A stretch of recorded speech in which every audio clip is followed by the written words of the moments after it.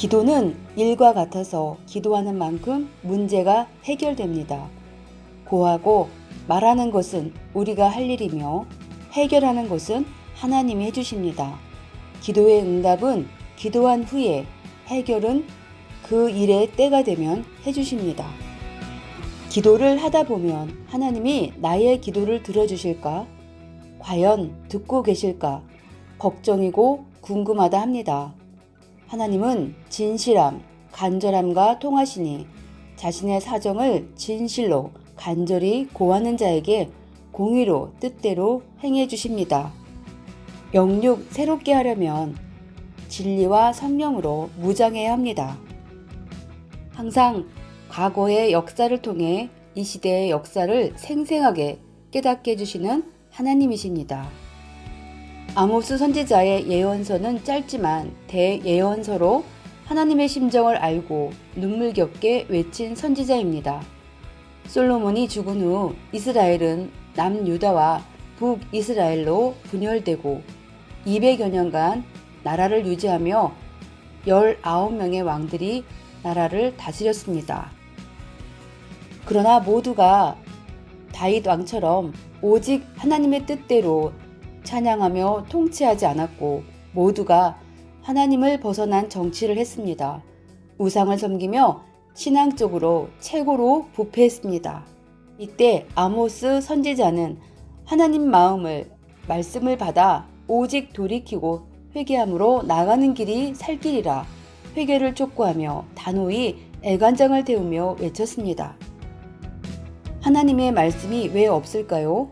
하나님이 보낸 메시아나 선지자가 없기 때문입니다. 메시아 안 보내고 선지자 안 보내면 이전의 말씀으로 살아야 합니다. 생명력이 덜하겠죠?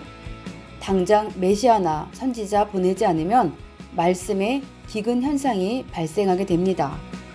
하나님의 말씀에 기근이 일어나면 무엇이 떨어져도 결실할 수 없으며 그냥 살아갈 뿐입니다. 즉 하나님의 말씀이 끊겼다 함은 방향을 잃었다는 것이며 방탕하게 된다는 것입니다. 구약의 마지막 말라기 선지자의 메시아 강림 예언 후 예수님 오시기 전 400년까지 말씀이 없었습니다.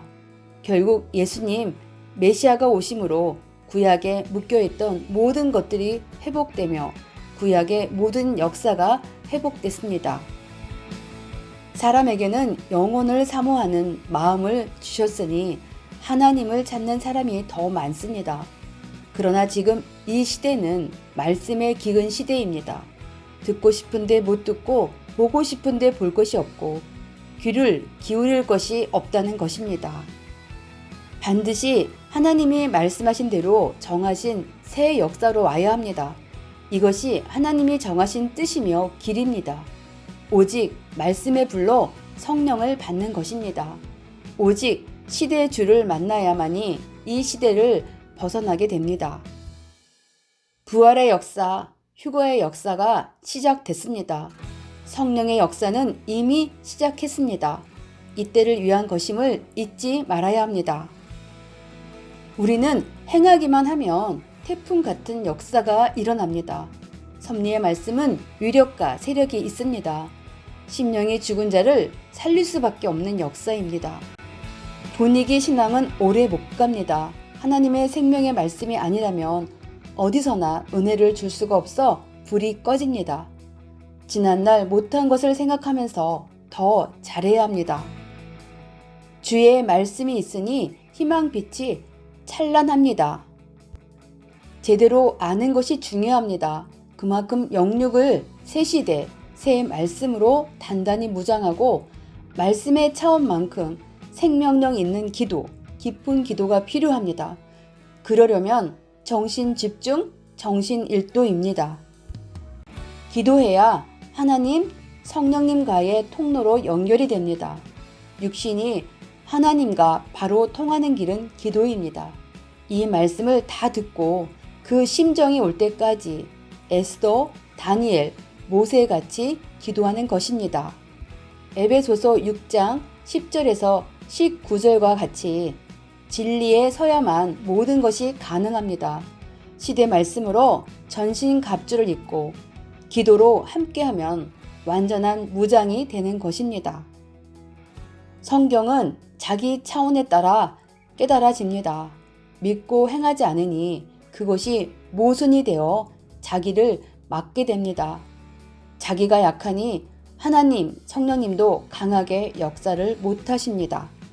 자신이 안다는 것이 자신을 막는 홍해 바다가 될 수 있으니 반드시 제대로 배우고 알아야 합니다. 말씀의 뿌리를 새롭게 내려야 합니다. 어느 누구나 새 시대 새 말씀을 완전히 알고 영육 무장해야 하는 때입니다. 하나님 말씀을 충만히 받아야 후대까지 그 축복을 충만히 받게 됩니다.